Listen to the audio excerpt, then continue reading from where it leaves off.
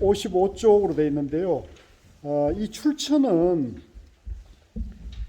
조계종 총무원에서 전통 사상서 간행위원회라는 게 있어서 그때 이제 지관 스님께서 총무원장 하실 때 원력을 세워가지고 우리나라의 주요한 조사들의 법문집을 법문집과 비문을 모아가지고 이제 번역해서 간행을 했습니다. 총무원장 지관 스님이 총무원장 하실 때 제가 기획실 차장을 해서 이 불사를 조금 뒷받침을 했어요. 그래서 역대 고성 비문 중에서 첫 번째 비문이 보조선사 창성탑 비문이에요. 첫 번째 비문이니까 의미가 있죠. 그래서 지관 스님께서 여기 보림사가 우리 가지산문의 종찰이기 때문에 이 비문을 가장 먼저 실었습니다. 자, 그 내용에 들어가면 있는 곳이 있죠. 있는 곳은 전라남도 장흥국 유치면 봉덕리 보림사. 지금 우리가 여기 와 있는 그 도량이 되겠습니다. 이 비를 세운 때는 신라 흥강왕 10년, 서기로는 884년이 됩니다. 884년이 세워졌습니다.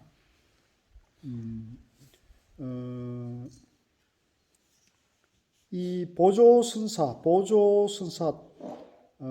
탑비가 세워진 게 884년인데 도의조사, 우리 조계종의 종조로 모시진 도의조사가 깨치고 조사가 되어서 신라로 돌아온 해가 몇 년이죠? 이런 거 시험 잘 나옵니다. 서기 821년이에요. 그런 것도 기억해 둘 만하죠. 그러니까 우리나라의 최초로 선법이 전래된 해가 도의 스님이 이제 깨치고 선법을 이어서 우리나라에 귀국한 해가 서기로 821년이거든요.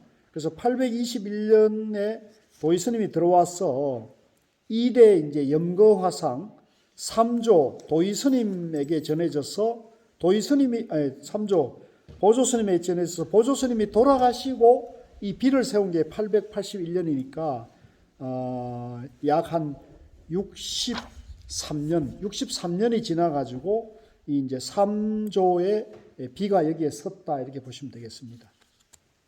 자, 내용에 들어가겠습니다. 신라국 무주. 이제 무주는 이제 광주를 말합니다. 광주. 옛날에 광주의 이름이 옛날에는 무주라 그랬습니다. 무주의 과지산. 가지산은 이제 여기 지금 우리가 여기 앉아 있는 이 산중이 이제 가지산인데 저도 몰랐는데 아까 주인님께서 가지라는 말이 석가, 그죠? 석가모니 부처님의 지혜라는 뜻이네요, 그죠? 석가모니 부처님의 지혜의 산이라는 뜻이니까 뭐 사실은 석가모니 부처님의 지혜의 산이니까 최고죠. 그 가지산이라는 겁니다. 가지산 보림사 시보조선사 영탑비 이렇게 되어 있습니다. 자, 한 장 넘겨서 56쪽으로 넘어오겠습니다. 자, 거기 보면 이제 조청랑 수정변부 사마 사비의대 이런 거는 전부 당나라 벼슬 이름이에요. 그러니까 당나라 벼슬 이름을 앞에 뒀다는 것은 이 비를 쓰신 이 비문을 지은 김영이라는 거사가 당나라에 벼슬을 했다 그러니까 예전에 이제 당나라가 세계 최강대국일 때 세계 최강국 당나라가 주변에 여러 소수 민족이랄까요? 뭐 우리 신라도 거기에 속하죠. 신라, 말갈, 몽고, 티벳 이런 쪽의 인재들을 이렇게 인재를 영입해는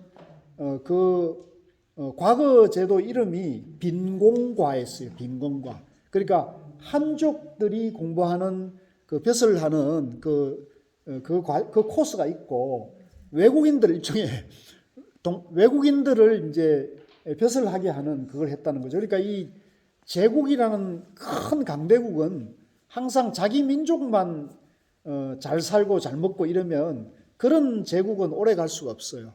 이제 로마가 이제 천년 강국으로 세계를 제패한 것도 이 민족을 잘 받아들여서 이 민족 중에서 이제 머리 좋고 싸움 잘하는 그런 사람들을 데려와 가지고 이제 로마에 이제 벼슬 관직을 주고 장수를 줘 가지고 부려먹는 거예요. 쉽게 말하면. 그래서 로마가 제국이 될 수 있는 그런 원동력은 이제 이 민족을 흡수해 가지고 자국의 엘리트나 또는 여러 가지 이제 귀족화시켜서 로마 시민화시켰듯이 이 당나라가 세계 최강국으로 될 수 있었던 것도 이제 우리 신라의 우수한 인재들을 영입해 가지고 여러 가지 벼슬을 하게 했는데 이제 이것은 반대로 말하면 저는 그렇게 해석을 하는데요. 통일 신라가 이제 660년대에 삼국을 통일하고 890년대 913년에 이제 고려가 개국하면서 이제 망하게 되는데 이제 그 통일하고 난 다음에 약 한 240년밖에 못 유지했던 것은 신라 자체가 골품제도라는 신분 계급 제도를 채택했어요. 그래서 그 신분 계급 제도이다 보니까 왕은 성골, 그죠? 왕은 성골이죠. 왕은 성골 가문에서만 왕이 될 수 있었어요. 근데 그 성골 집안도 배우자가 진골이면 그 성골에서 탈락을 해요. 마찬가지로 진골에서도 배우자가 육두품 주시면 또 탈락해요. 그러니까 아주 엄격한 시족 혈통 그 어떤 사회 제도를 만들었기 때문에 신라가 결국은 후기에 가면은 그러니까 그 어떤 성골 집안에 왕을 할 사람이 없는 거예요.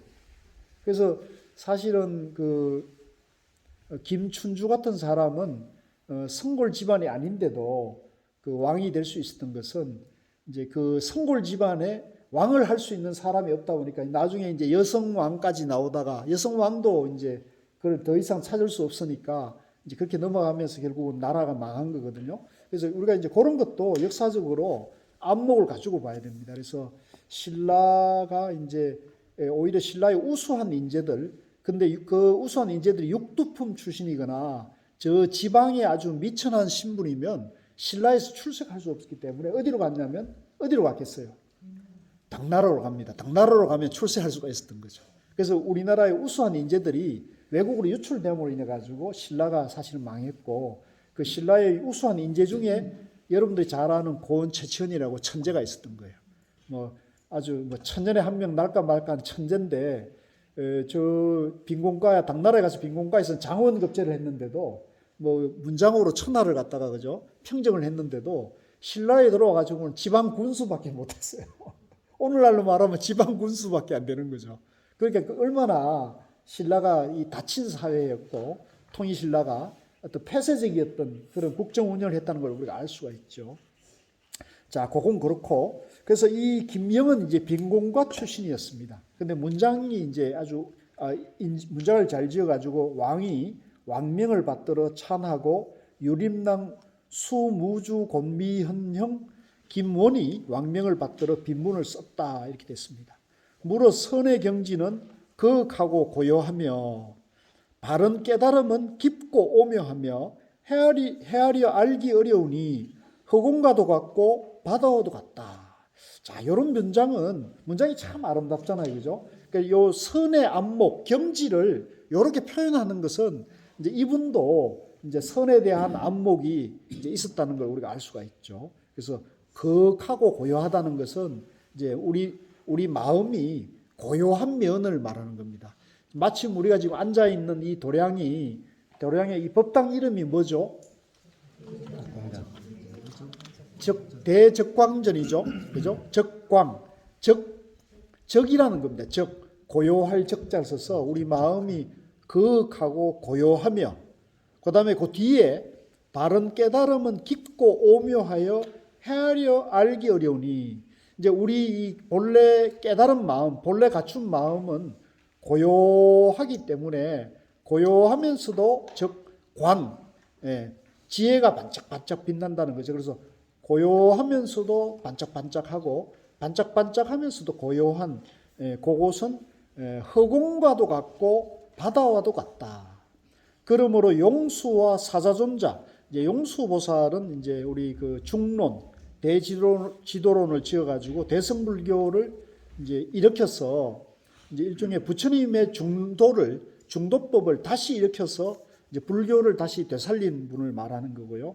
사자존자는 이제 그 밑에 주가 나오죠. 인도의 28조 중에 24조가 사자존자인데 서천에서 파초에 비유. 요 서천은 이제 서쪽 나라라는 뜻인데 인도를 말합니다. 그러니까 당시에 중국을 기준으로 하면 서쪽에 인도가 있다고 본 거죠. 서천에서 파초에 비유하여 중생을 깨우쳤고, 이제 여러분들 파초 아시죠? 파초는 양파와 같잖아요. 이걸 이렇게 자꾸 이렇게 까면은 그 안에 속이 비어 있지 않습니까? 양파도 마찬가지로 이렇게 까면은 비어 있듯이 파초에 비유하여 중생을 깨우쳤고, 이제 중생이 실체가 없다는 거죠. 중생이 영기고 무하고 공이라는 걸 깨우쳤고, 홍인과 해능조사는 진단은 이제 중국을 말합니다. 진화가 이제 중국 차이나를 말하잖아요. 진단이라 했습니다. 5조와 6조 해능조사는 중국에서 제호는 이제 우유 중에서 우유로 만든 음식 중에서 최상등급을 제호라 그러는데, 그래서 조사 어록에 보면 제호 얘기가 많이 나와요. 이제 제호라는 것은 이제 우유로 만든 여러 제품 중에서 최상급을 제호라는데, 이제 우리 이 중생들 중에서 이제 최고의 지혜 있는 사람을 이제 비유한다는 게 깨달은 사람을 말하는 거죠. 제호를 설명하였다. 대개 인과의 자취를 썰어버리고, 자, 요거는 이제 어려운 얘기예요. 인과법이 이제 연기법인데요. 이제 우리가 부처님이 이제 중생이라는 착각을 하고 살다가 이제 고요히 명상에 들어가지고 중도를 깨치고 보니까 일체 만물이 인연으로 존재한다는 걸 깨달았잖아요. 그러니까 우리는 못 깨달아도 인연법으로 존재하고 깨달아도 인연법으로 존재해요. 그런데 깨달으면 이 인과법, 인연법에 얽매이지가 않는 거예요. 못 깨달으면 인과법, 인연법에 속박이 되죠. 그러니까 못 깨달으면 생사윤회의 고를 계속 반복해서 받는 겁니다. 그러니까 내가 누군지 모르니까, 이제 내가 누군지 모르는 사람은 이제 좋고 나쁜 마음과 언행을 계속 반복하다 보면 그것이 이제 인과법이 돼가지고, 오늘 우리가 이제 쌍봉사에서 그 지장전에 가서 누구를 만났습니까? 염라대왕을 만났어요. 그 염라대왕인데 앞에 가가지고 머리를 조아리고 염라대왕이 명하시는 대로 가야 되는 거죠. 염라대왕 그 장부에는 오차가 없대요. 0.01mm 오차가 없대요. 정확한 업에 인과법에 의해 가지고 업에 다 기록이 돼 있다는 거예요. 그러니까 여러분들이 말도 함부로 하면 안 되고, 그죠? 행동도 함부로 하면 안 돼요. 조심해야 됩니다. 자, 그래서 그런데 깨달으면 어떻게 되느냐면, 깨달으면 이제 자기가 과거에 이제 아무리 악독한 업을 지었더라도 깨달으면 거기에서 해탈이 되어서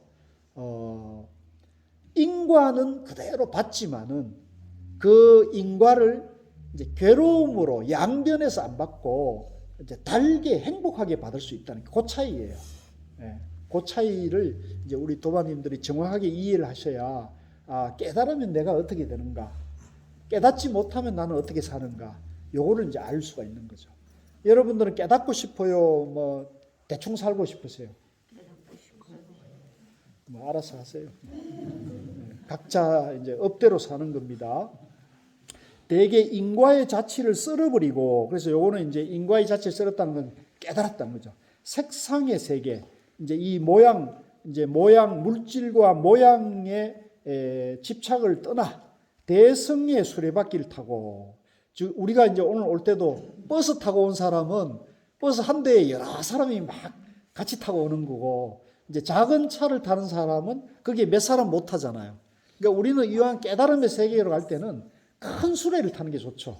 그래서 우리도 이제 내가 깨달았다 하더라도 내 혼자만의 깨달음을 추구하면 안 되는 거예요. 예, 그런 사람은 이제 절대로 바른 깨달음을 할 수가 없습니다.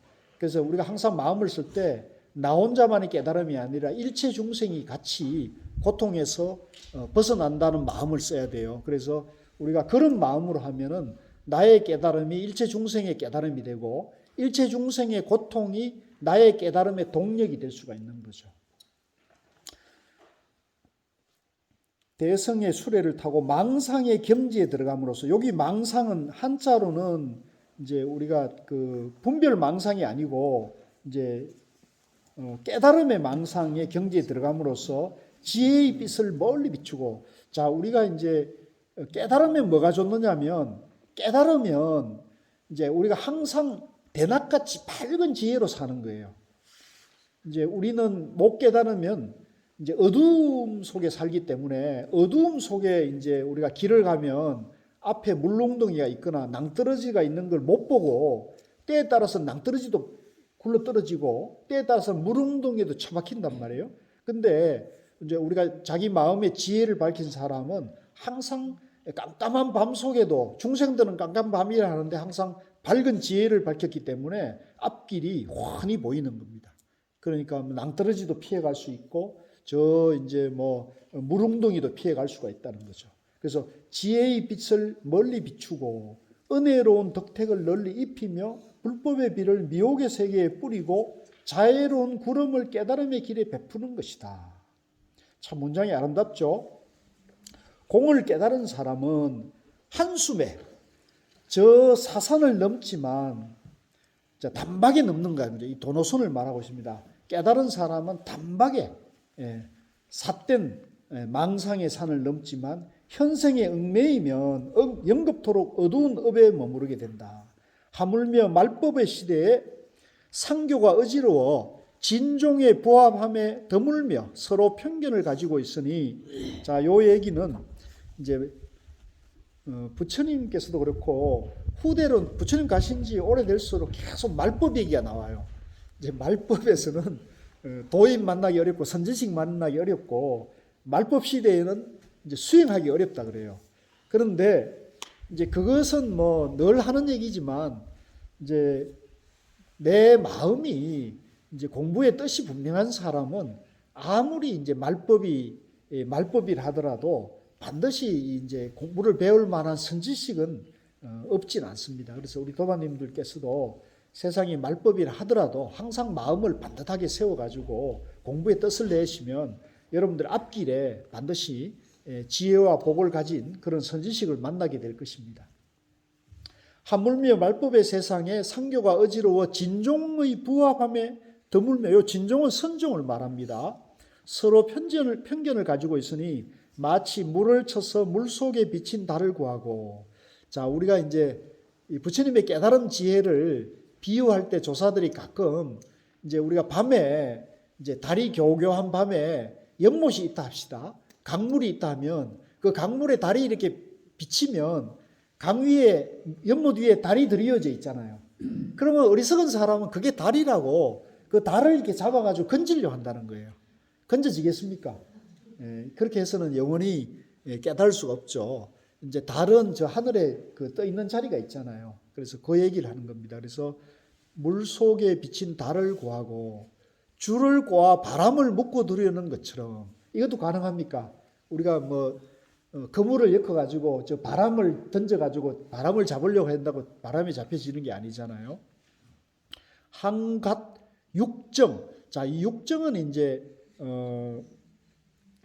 육정은 안입이 설신에 의해서 이제 안입이 설신에 의해서의 이제 아르마리가 일어나는 걸 육정이라 그래요. 육정을 수고롭게 할 뿐이거늘 어찌 그 지극한 이치를 얻을 수 있겠는가? 중생이 노사나불은 이제 비로자나불입니다. 여기 지금 우리 뒤에 부처님 계신데 이분이 이제 비로자나불이라는데, 이 법신 비로자나불이라는 것은 좀 쉽게 말씀을 드리면 이 우주 만물에 존재하는 모양이 있는 존재나 형상이 없는 존재나 일체 모든 존재가 그대로 연기로 존재하잖아요. 중도로 존재하잖아요. 이해하십니까? 그러니까 중도 연기로 존재하기 때문에 이 중도 연기로 존재하는 모든 존재가 그대로 법신불이라는 거죠.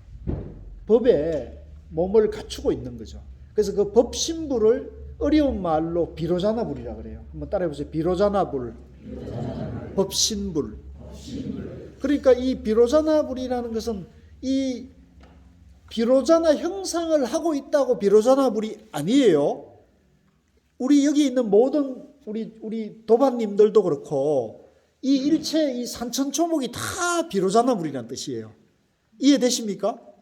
그래서 우리가 이걸 보고 부처님 보고 여기는 대적광전이니까 부처님 법신 비로자나 부처님만 여기만 이분을 비로자나불이로 보면 그건 불교를 모르는 거예요. 불교를 아는 분은 일체 산천초목의 모든 존재가 우리가 또 심지어는 성당에 다니고 교회에 다니고 절에 안 다니는 그죠? 무당 집에 다니는 사람도 법신 비로자나 부처님이라는 것을 일깨워주는 분이라는 거죠. 예. 그래서 요 중생이 비로자나불이 되고 맞죠? 이런 게 이제 선사들의 법문이 이런 게 선사들의 법문이 가능한 거예요. 이런 거는 이제 교학하는 분들은 이런 말을 할 수가 없어요. 중생이 부처다는 거죠. 그죠? 중생이 노사나 비로자나불이 되고 비로자나불이 중생이 되는 것인데 맞습니까? 이게 둘이 되면 양면에 떨어지는 거고 중생이 본래 부처니까 비로자나불이고 비로자나불이 중생과 다름이 아니니까 중도니까 그죠? 이게 노사나불이 중생이 되는 것인데 또 중생은 노사나불의 법계 가운데 있음을 알지 못하고 근데 이제 안타깝게도 중생이 본래 부처인데 우리가 본래 부처인데 자기가 비로자나불 안에 있다는 것을 알고 있습니까? 모르고 있습니까? 이게 참 안타까운 일이죠. 이거 우리가 웃을 수밖에 웃음이 나오는 게 아니라 사실 대성통곡을 해야 될 일인데 내가 내 마음 안에 법신 비로자나불이 있는데 그걸 모르니까 나는 뭐라고 생각해요? 나는 철석같이 나는 중생이다 이렇게 생각한다는 거죠. 예. 여기 우리 도반님들 여기 와 계시지만 여러분들이 다 부처님입니다 이런 얘기를 들으면 편안하게 호응이 됩니까? 여러분들 마음속에? 여러분들 마음이 편안해져요?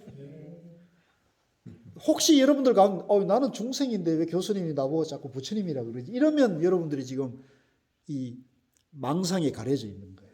예. 내가 중생이나 착각에 가려져 있는 거예요. 그래서 이거 다른 방법이 없습니다.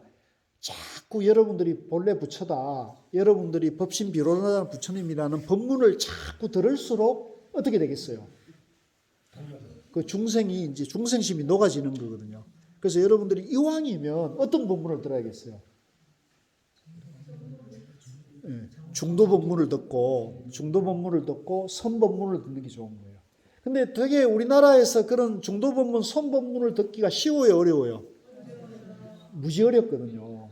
되게 우리나라에서 법문을 하면 되게 중생에서 출발한다고요. 여러분들이 다 중생이다. 그러니까 뭐 열심히 해봤자 중생이 그 모양이 그 꼴이다. 이런 식으로 자꾸 이렇게 하대를 하게 된다고요. 그런 법문을 들으면 또 마음이 편안해지는 분들이 있어요. 그래서 이제 제가 조금 공부가 조금 도움이 됐던 것은 저는 고스님 법문이 저인데 참 맞았어요. 저는 고스님 법문을 들으면 굉장히 마음이 편안하고 뭔가 어떤 감흥이 있었던 것 같아요. 근데 이제 중생과 부처를 갈라놓고 하는 법문을 들으면 저는 그게 좀 그렇더라고요. 그래서 여러 도반님들도 공부를 이제 반듯하게 질러가려면 이제 선지식을 만나서 선지식 법문을 많이 듣는 게 좋다 이렇게 말씀드리는데요. 중생은 노사나불의 법계 가운데 있음을 알지 못하고 종행으로 업을 지으며 노사나불 또한 중생을 그 속에 품고 있음을 알지 못하고 잠잠히 항상 고요하게 있으니 어찌 미혹한 일이 아니랴. 자, 여기서는 이게 중생만 경책하는 게 아니고 노사나불도 경책을 하고 있어요. 근데 이제 노사나불을 경책하는 이유는 뭘까요?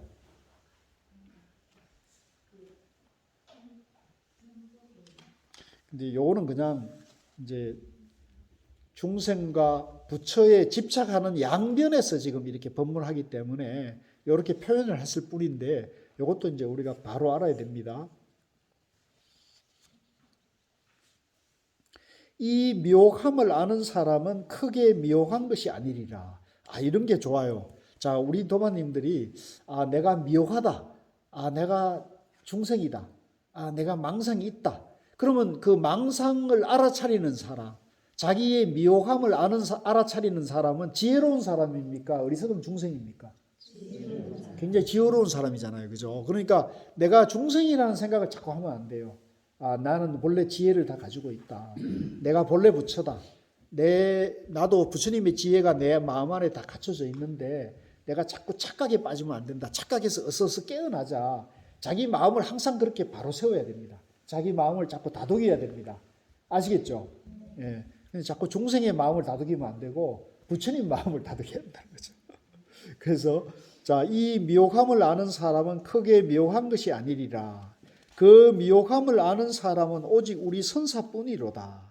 어떤 이는 한갓 헛된 이야기라고 하니 슬퍼도다. 이제 이런 얘기를 하면 그거 전부 마구니 말이야.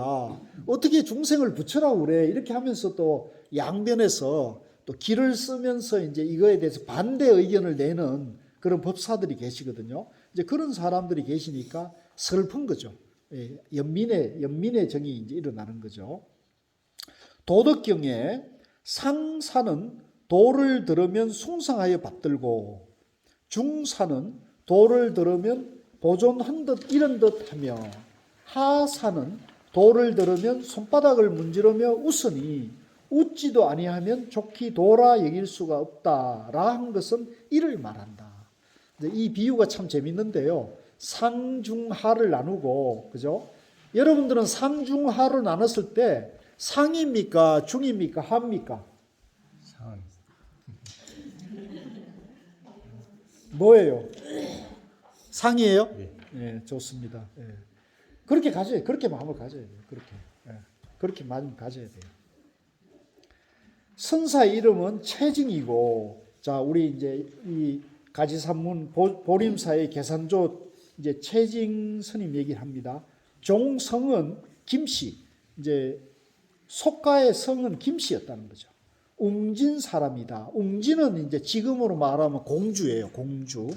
그래서 이제 웅진그룹이라고 있죠. 웅진그룹.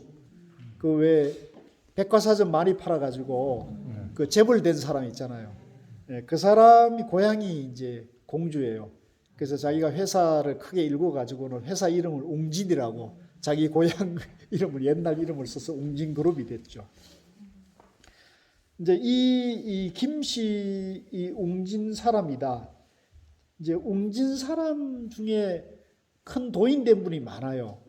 그 봉암사에 가면은 그 큰절 안에 이제 그 계산조 지정도원대사 비가 있고 그 봉암사 들어가다 다리 건너 오른쪽에 보면 또 큰 비가 있는데 그게 이제 진정 경양국사라는 분인가 기억이 좀 가물가물한데 그 국사도 이제 고려 태조의 왕사였던 분인데 그분 고향도 공주였어요.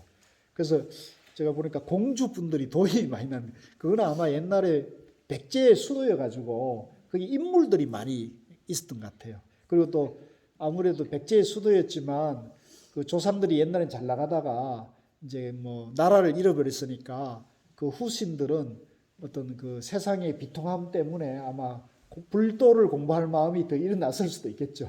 비유하자면 집안 대대로 명망과 의진 가풍을 이어왔다. 이로써 즐거운 일이 하늘로부터 모이고 덕이 큰 산으로부터 내려와 효의가 향리에 기대졌고 벼슬에 나가서는 예약이 뛰어났다. 이제 그때 당시 아주 명문 집안의 자손이었던 겁니다. 선사를 잉태하던 해 어머니의 꿈에 둥근 해가 공중에 떠서 빛을 내려 배를 뚫고 지나갔다. 이 때문에 놀라 깨어 문득 임신하였음을 깨달았다. 달이 차도 태어나지 않으니 어머니가 상스러운 꿈을 미루어 살펴 좋은 인연이 이루어지도록 빌고 식사에 고기를 멀리하며 술을 금하고 계율로서 퇴교하면서 복전을 섬겼다. 이제 복전은 여기도 지금 복전함이 있잖아요. 이제 복전함은 이제 우리가 삼보의 이제 보시 공양을 하는 그것을 이제 복을 짓는다. 복에 바치다는 뜻이에요. 그러니까 복에 바치라 하는 것은 중생들이 이제 바로 깨닫기는 어려우니까 내가 이제 삼보에 귀의해서 삼보의 보시 공양이라도 해서 복을 좀 짓자, 복을 좀 받자. 이제 이런 어떤 복정신, 구복신앙에서 나오는 거예요. 복전을 섬겼다. 이로 말미암아 해산의 괴로움을 이기고 아들을 낳는 경사를 맞았다. 뭐 딸을 낳으면 경사가 아닌가? 이런 거는 이제 그때 시대적인 한계가 좀 있는 것 같아요. 선사는 채모가 커서 산이 우뚝 선 듯하고 기색이 윤택하여 하백과 같았으며 치아가 고르고 금발이 특이하여 마을 사람들이 찬탄하고 친척들이 모두 놀라워했다. 아마 태어날 때부터 아마 이 풍모가 남달랐던 것 같아요. 갓난아이 때부터 세속을 떠나고자 하는 뜻이 뚜렷했고 7, 8세가 되어서는 길이 세속을 버리려는 반연을 품으니 양친이 부귀로서 붙잡아 두기 어렵고 재색으로서 얽맬 수 없음을 알아 출가하여 유학할 것을 허락했다. 자, 이 기록을 보면 이 보조 최진국사가 남달리 어렸을 때부터 그죠? 예, 불도의 뜻이 이제 분명했다는 걸 우리가 알 수 있습니다. 자, 62쪽입니다. 이에 지팡이를 짚고 서성을 찾아 나서 화산, 이 화산은 이제 경북 군위군에 있는 그 인각사가 있는 산 이름이 화산이라 그래요. 그 인각사 가보신 분은 아시겠지만 그 삼국유사를 지은 일연국사가 주석하시고 돌아가신 도량이거든요. 한번 가보십시오. 그 기운이 참 좋습니다. 편안하고. 그리고 이제 그 일연대사가 거기서 돌아가신 일연대사가 이제 삼국유사를 지었다 그러니까 사람들이 이제 그분은 교학을 하신 분이 아닌가. 저도 이제 모를 때는 그렇게 생각을 했어요. 근데 그걸 가보니까 일연국사가 구산성문의 좌장이었더라고요. 그러니까 오늘날로 말하면 종정격을 지내신 분이에요. 그러니까 선사였던 거죠. 그러니까 재밌는 분이죠. 선을 하시는 분인데 삼국유사를 지었다는 것은 정말 대단한 분이죠. 그래서 굉장히 놀라운 일을 하신 분인데 이제 그때 그 인각사가 권법사라는 그런 법문을 잘하는 분에 계셨던가 봐요. 권법사의 문화에 들어갔다. 경을 듣는 것을 일을 삼고 옷을 여미며 법문을 청하여 아침 저녁으로 열심히 정진하였으며 한 번 본 것은 잊어버리지 않고 한 번 들은 것은 반드시 기억했다. 항상 마음의 때를 씻고 닦으며 스님으로서의 몸가짐을 익히고 어질고 순함을 쌓아 번뇌를 없애며 항상 마음을 비우고 고요하게 하며 신통묘용하니 초연함이 무리중에 뛰어나고 우뚝함이 견줄 사람이 없었다. 그 후 태화 정민년에 가양협산보원사에 이르러 요 가양협산보원사는 우리 저 서산에 가면 마의 삼전불이 있잖아요. 그 마의 삼전불 건너편에 조금만 더 들어가면 보원사지라는 아주 터가 편안한 그 폐사지가 나와요. 거기에 이제 국보보물 그 부도와 탑이 아주 아름다운 탑이 있는데 거기를 말합니다. 보원사에 이르러 구족계를 받을 때 이제 아마 이 이제 보조 스님이 그 당시 이제 그 비구계를 받으려고 보원사에 갔던가 봐요. 한 번은 계단장에 들어가 7일 동안 도를 닦는데 문득 어떤 이상한 꿈이 갑자기 순하게 날아들었다. 어떤 옛 일을 잘 아는 사람이 옛날에는 진창에서 폐왕의 도를 드러내었는데 오늘은 절에 날아드니 장차 불법을 일으킬 큰 스님이 나타날 징조일 것이다 라고 말했다. 아침에 이제 그 버스 타고 내려오는데 주지 스님께서 페이스북을 하고 계신데 이제 페이스북에다가 이제 아까 제가 카톡방에 올려드린 까치 까마귀가 이제 저 극락전 위에 올라가지고 이제 깍깍하고 울었다는 거예요. 그 사진을 찍었대요. 그래서 오늘 참 좋은 손님이 오는다고 까마귀가 저 노래를 부르는구나 이렇게 했대요. 이것도 뭐냐 전설을 따라 삼천리가 되는 겁니다. 자, 좋게 의미를 부여하면 좋은 거 아니겠습니까, 그죠? 네.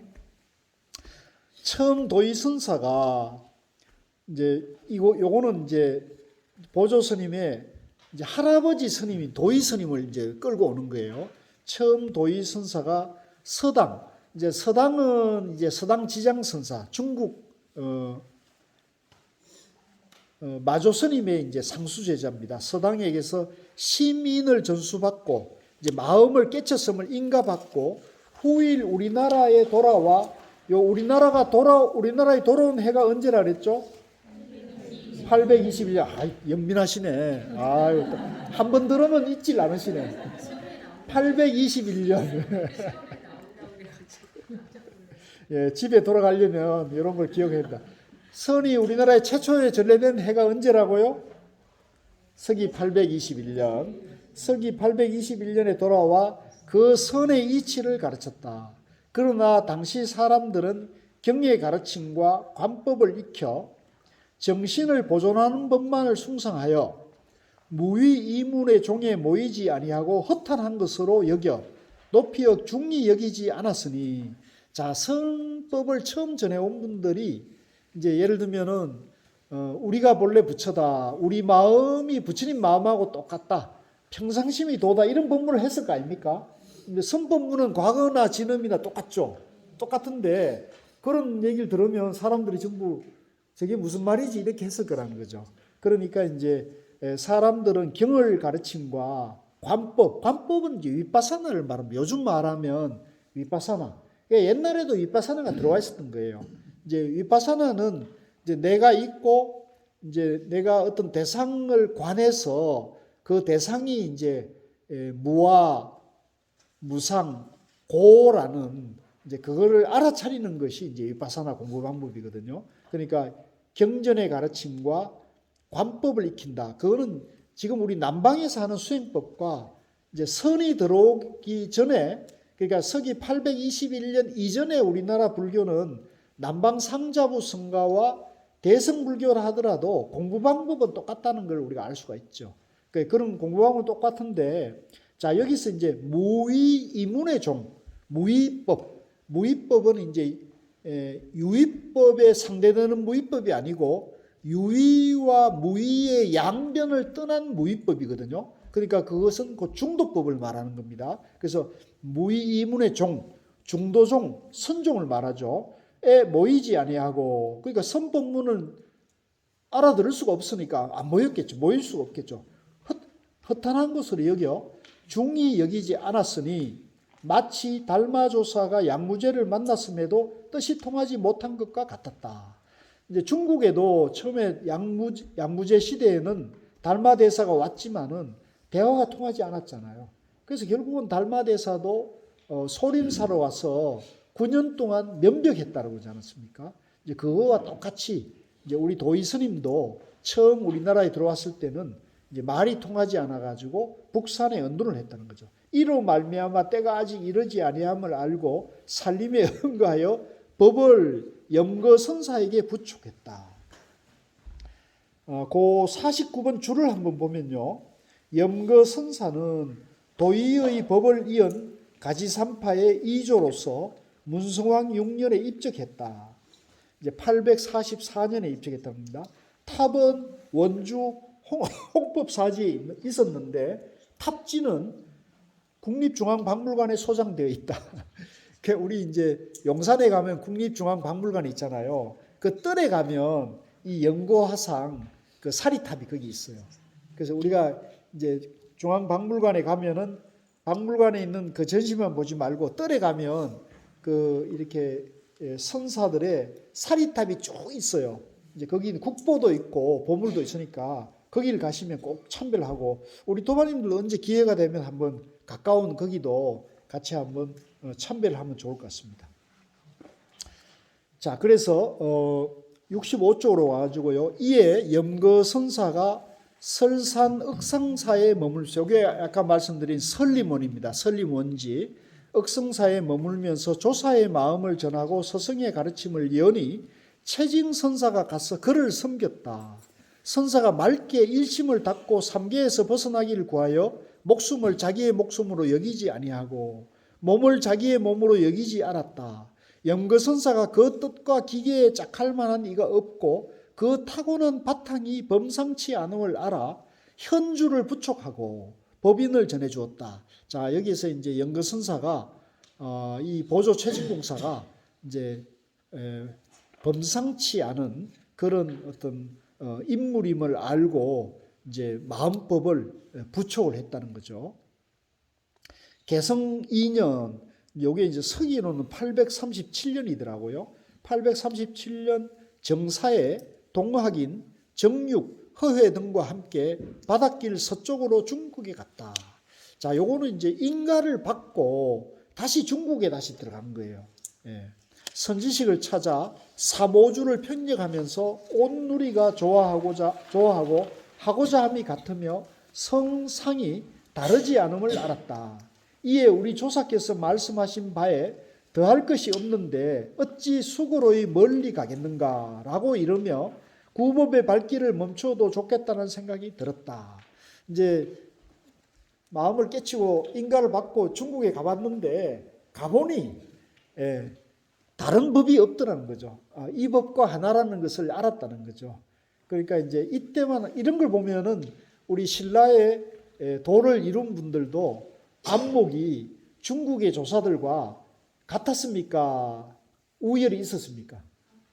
같아졌던 거죠. 그러니까 도의스님은 갔을 때 이제 쉽게 말하면 까막눈에 갔다가 거기서 마음을 깨치고 같아져 가지고 돌아왔잖아요.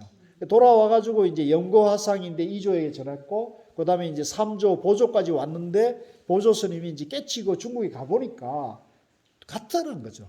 안목이 같은 조사들이었던 것을 우리가 알 수가 있는 거죠. 자, 그다음에 이제 5년이라고 그랬는데요. 그거는 서기로는 840년입니다. 이제 문성왕 2년인데요.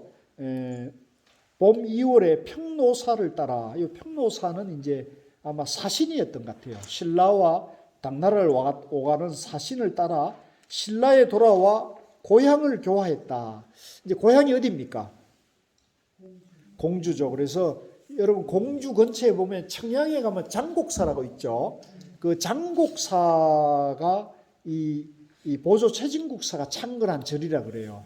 그래서 그 장곡사의 그 부처님이 얼마 전에 국보가 되어가지고 그 장곡사 부처님과 그 부처님 불상을 모실 때 그 부처님 몸 안에 넣었던 복장 성물이 있는데 그 복장 성물이 이제 굉장히 장문의 시주 인연을 기록을 해놨어요. 그래서 옛날에 이제 어떤 불사를 하면 이 불사의 시주를 한 분을 이제 왼쪽에서도 끝까지 이제 쭉 누가 얼마 이렇게 쭉 하잖아요. 그게 굉장히 장문으로 이제 그 안에 그대로 잘 보존이 됐는데 그 시주록을 지은 분이 백운경운화상이에요. 백운경운화상이 지은 책이 뭐예요? 이것도 시험에 나옵니다. 백운경운화상이 지은 책이 뭐예요? 세계 최초의 금속 활자물이 뭐예요? 직지심. 이렇게 하면 다 알아통하네. 그 직지의 저자가 백운경운화상이에요. 따라해주세요. 경운화상. 백운선사라는 분이에요. 아시겠죠? 그래서 그 복장 성물을 지은 분이 이제 백운스님이니까 요 우리 보조 최진국사와 이제 고려 이제 후대의 백운 경한선사와 이 맥들이 이어지는 거죠. 이제 우리가 그런 역사적인 선종 역사를 알고 보면 그런 것들이 굉장히 재미가 있어요. 아, 이분이 이분하고 이렇게 통했구나 이렇게 되는 거고 또 그 백운선사가 직지심체 요절이라는 걸 지어가지고 그게 이제 인류 문명사에 뭐 최초의 금속 활자가 아닙니까? 최고의. 그러니까 오늘날로 말하면 스마트폰을 만든 거나 마찬가지예요. 지금 세계를 지배하는 게 스마트폰이잖아요. 그죠? 애플의 스마트폰이듯이 당시에 금속 활자로 지어가지고 이 선법을 널리 전하려고 한 거죠. 그죠? 세계 최초의 최고의 금속 활자분. 근데 안타깝게 이제 그게 프랑스에 이제 뺏겨가지고 그죠? 못난 조상들이 팔아먹어가지고 그걸 지금 찾아와야 되는데 대통령은 뭐 하는지 좀 힘을 써가지고 그런 걸 찾아올 생각을 안 하고 자꾸 난민대 갖다 바치기만 하니 참 안타까웁니다. 자, 그래서 제 꿈이 있다면 그걸 찾아오는 거예요. 예. 루브르 박물관을 습격을 하든지, 그 우리 보물을 찾아와야 될 거 아닙니까? 국군 융성을 하려면 저는 찾아오는 게 좋을 것 같은데, 저 열암곡 부처님을 천년 부처님을 세우는 것도 좋은데 나는 그 직지를 우리가 찾아오는 게 좋을 것 같아요. 그죠? 그 집착하면 안 됩니까? 네, 집착이네. 집착 없이 찾아옵시다. 신라에 돌아와 고향을 교화했다. 이에 단월들이 마음을 불교에 기울여 발길을 잇는 것이 수백의 내가 오하게 모이듯 이제 수많은 계곡과 산들이 영치산을 우러러듯 했다고 이러더라도 충분한 비유가 아니 될 정도였다. 아, 이거 청량 그 장곡사 얘기가 나오니까 제가 갑자기 내리에 망상이 떠올랐는데, 제가 고우 스님하고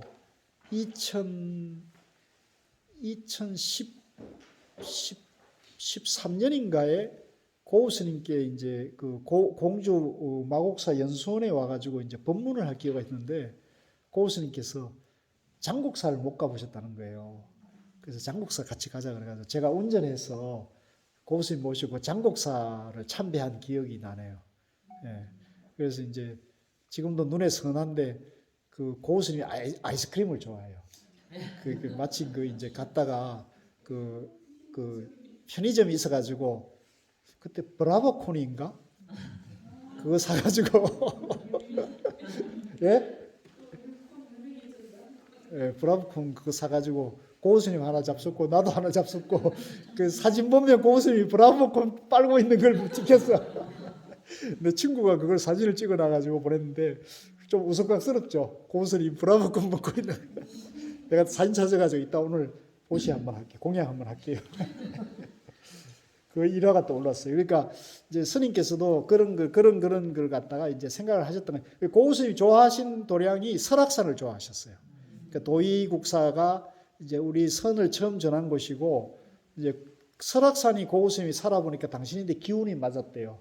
그래가지고 이제 고우 스님 모시고도 한번 간 적이 있고, 또 이제 장곡사랑 간 적이 있네요.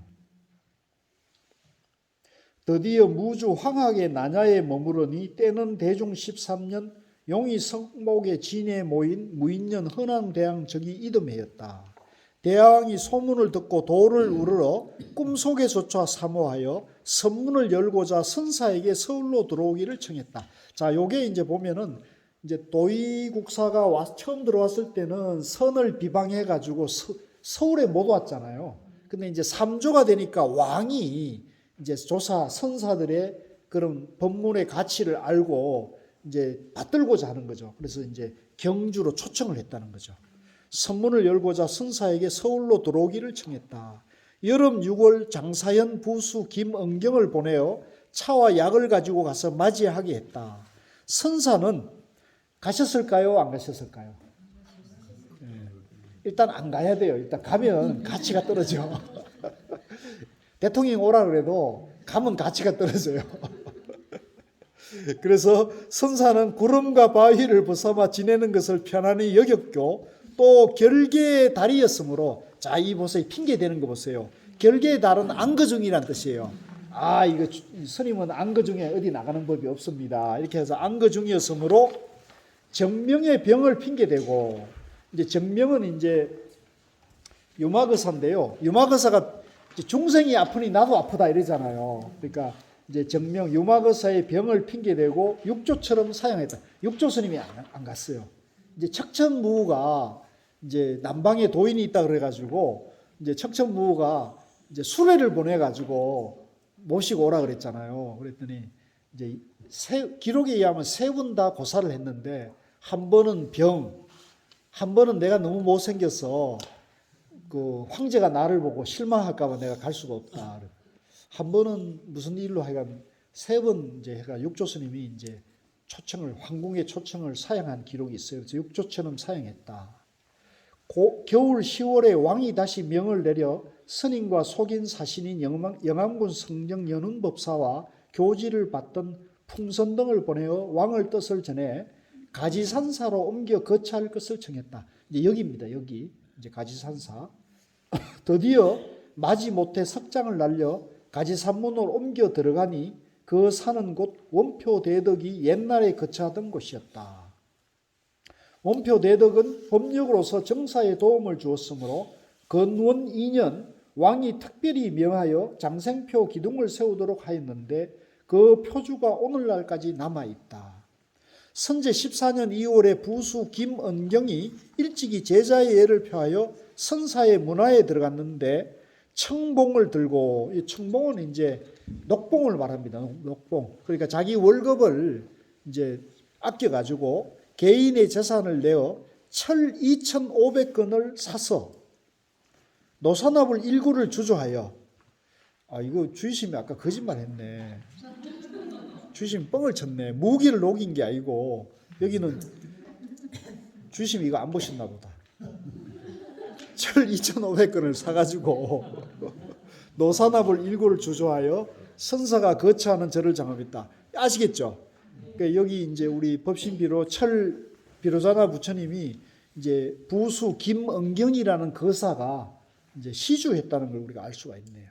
나도 아까 그 얘기를 듣고 그럴듯하게 지냈는데 내가 쏘갔네. 막 그러나 정신은 그런 정신이라 이렇게 보시면 되겠습니다. 또 왕이 망수택, 이납택 등에게 금 260분, 조 200곡을 2,000곡을 내게 하여 절을 장식하는 공덕의 비용에 충당토록 하고 사찰을 선교성에 예속시켰다. 이제 선교성은 오늘날 말하면 이제 문교부 같은 거, 교육부 같은 거겠죠. 문화부 같은 거죠. 그러니까 이제 이 보림사가 이제 국찰이 됐다는 겁니다. 시방에서 시주한 제물로서 절을 넓히고 그 낙성일에 선사가 사찰에 이르니 암수무지개가 법당 안으로 뚫고 들어와 갈라진 빛이 법 방안을 비추고 반짝이는 빛이 사람을 비추었다. 이는 결례와 사가가 상스러움을 알려 표하는 것이었다. 광명 원년 3월 9일 여러 제자들의 나는 현생의 보업이 다하여 나무가 재가 되듯이 사라지려니 너희들은 마땅히 불법을 잘 지키고 게으르지 말라고 일렀다. 자, 우리 보조 스님께서 이제 돌아가실 날을 아시고 이제 제자들을 불러 모아 가지고 게으르지 말고 정진하라라고 부축을 하시는 겁니다.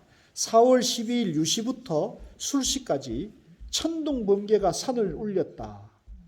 13일 한밤중에 상방의 땅이 진동하더니 날이 셀 무렵 오른쪽으로 누운 채로 임종했다. 부처님이 오른쪽으로 이렇게 열반에 드셨죠. 예, 열반상이 이제 오른쪽. 부처님이 열반하신 그대로 우리 보조 스님께서도 이제 임종했다는 거죠. 향년 77세로 성납 52세였다. 굉장히 장수하셨네요. 이에 제자 영해, 청환 등 800여인은 의리가 어버이를 잃은 듯 깊었고 정이 하늘과 땅에 사무쳐 추모하여 울부짖으니 그 소리가 계곡을 울렸다. 그달 14일 왕산 송대에 장사 지내고 탑을 쌓아 안치했다. 이제 저 탑이죠. 예. 오라 선사의 이름은 여기에 남아있건만 혼백은 어느 곳으로 가 태어났는가. 오탁을 떠나고 18궁을 뛰어넘어서 정멸을 기구하여 돌아오지 않고 법림을 남겨 길이 빼어났으니 어찌 오로지 법계에서 생명을 구제했을 뿐이었겠는가. 실로 또한 사만에서 임금의 교화를 도왔다. 예기에서 별자가 조가되었다고 하셨는데 강승이 줄을 달아 내가 만일 처음으로 이 나라에 왔다면 후세에 조라 여길 것이다 라고 했다. 그러므로 달마는 당나라의 제1조가 되며 우리 신라에는 도의조사가 제1조, 염거선사가 제2조, 우리 보조 최징선사가 제3조이다. 자, 요걸 보면 요 시대에 이 비를 세우는 그런 제자들의 입장에서는 우리 중국의 달마조사나 육조 해능조사도 조사이지만 우리 신라에도 우리나라에도 조사가 있다 하는 자부심이 있었다는 거죠. 이해하시겠죠? 그러니까 우리가 이렇게 사대에 젖지 않고 우리 신라 시대로만 하더라도 이 자주 어떤 주체성이 있었다는 걸 우리가 알 수가 있죠. 그래서 우리가 이런 정신을 배워야 돼요. 우리는 뭘 하면 남의 나라에 들어오면 다 남의 나라를 사대하는 약간 그런 약간 약소국의 서러움일 수 있는데, 그러나 정신은 그렇게 되면 안 돼. 정신은 그렇게 되면 속박이 되거든요. 그래서 제가 볼 때는 이 통일신라 이 선종이 등장하면서부터 고려라는 나라가 이제 선종 불교 정신으로 개국한 나라거든요. 근데 고려가 이제 작은 나라지만 강대국이었어요. 강소국이었죠. 그래서 예를 들면 우리가 세계 최초의 금속 활자 어디서 났습니까? 고려에서 났잖아요. 또 고려 청자 어디에서 났습니까? 고려에서 났잖아요. 그러니까 이런 이제 금속 활자 또 고려 청자 뭐 이런 거는 세계에서 고려라는 나라만이 생산하는 최고의 그죠? 문물이었잖아요. 그러면 그런 우수한 그런 문물이 탄생하려면 정신적인 그 지혜가 갖춰지지 않으면 안 된다는 거죠. 그래서 제가 요즘 가끔 재밌게 보는 유튜브가 있는데 그 유튜브 하는 사람이 뭐라고 그러냐면 지금 우리나라가 이제 세계에 경쟁력 있는 물건을 팔고 있는데 그 물건 중에 가장 잘 팔리는 물건이 뭐였어요? 반도체 아닙니까? 반도체. 그죠? 반도체. 그러니까 우리가 지금 반도체를 생산하는 능력을 갖추므로 인해 가지고 이제 중국에서도 우리 눈치를 보고 미국에서도 우리 눈치를 봐요. 그걸 여러분들 좀 느낍니까? 안 느끼는가 보네. 나만 느끼나? 네. 지금은 이제 우리가 반도체를 생산할 수 있는 능력이 있기 때문에 그런 거예요. 근데 우리가 이제 또 하나 이제 비장의 세계를 움직이는 무기가 만들어지고 있는데 그게 2차 전지라는 거예요. 2차 전지가 뭔지 알아요? 배터리. 예. 충전해서 쓸 수 있는 걸 말하는 거예요. 근데 이 충전은 지금 이제 우리가 근대화, 도시화, 산업화된 자본주의화된 이후로는 세계를 움직이는 에너지가 석유였어요, 그죠? 화석 연료였는데, 근데 이 화석 연료 시대에는 이제 미국이 이 사우디와 동맹을 맺음으로 인해 가지고 이제 기름을 가지고 세상을 이렇게 통제를 했습니다. 그래서 이제 사실은 나치 독일도 또 일본이 망한 그 전쟁을 일으킨 일본 제국주의자들이나 나치 제국이 망한 이유가 그 무기가 없어서 망한 게 아니에요. 기름이 떨어져서 망했어요. 무슨 탱크를 움직이고 배를 움직이고 비행기를 움직이려도 기름이 없으니까 싸울 수가 없는 거예요. 그래서 망한 거거든요. 그러니까 이 에너지가 굉장히 중요한데 이제 지금은 여러 가지 시절 인연이 기름을 많이 떼니까 지금 우리가 이제 보다시피 이렇게 하늘이 뽀얗잖아요. 그죠? 그래서 이런 공해 문제를 더 이상 이게 지구가 유지가 될 수 없기 때문에 새로운 에너지원이 이제 나오기 시작했는데 그게 이제 2차 전지입니다. 그래서 이 2차 전지가 어떻게 뜻하지 않게 우리나라가 2차 전지를 가장 잘 만들고 있대요. 원천 기술에서부터 이제 그런 능력이 뛰어나는데 그 2차 전지의 전도사 역할을 하는 사람 얘기를 들어보면 그 2차 전지의 전지를 빚어내는 게 고려 청자를 빚는 도공의 그런 손맛이 들어가 있다는 거예요. 고려 청자의 그 빚은 중국의 아무리 천하의 도예가들이 할 수가 없었대요. 그 온도와 빛깔과 이런 것은 그걸 맞추는 도공의 유일한 그런 어떤 감각이잖아요. 센서잖아요. 마찬가지로 2차 전지를 만드는 그 손기술은 그 고려 청자 도공의 그런 감각이 작용한다는 거예요. 그래서 그것은 다른 나라가 넘볼 수 없는 그런 그 예술적인 감각이 묻어 있다고 얘기를 하더라고요. 내가 그걸 보고 2차 전지에 투자를 했습니다. 그래서 여러분들 아시잖아요. 올 1, 2월에 2차 전지가 10배, 20배까지 치솟았어요. 앞으로 이게요. 지금 이게 그 사람들이 볼 때는 이게 초입이라 그래요. 그래서 제가 이 얘기를 왜 하느냐면 이 한국 사람들이 저는 그런 지혜와 능력을 가지고 있다. 이제 우리가 그런 지혜와 능력을 가지고 있다는 걸 믿어야 돼요.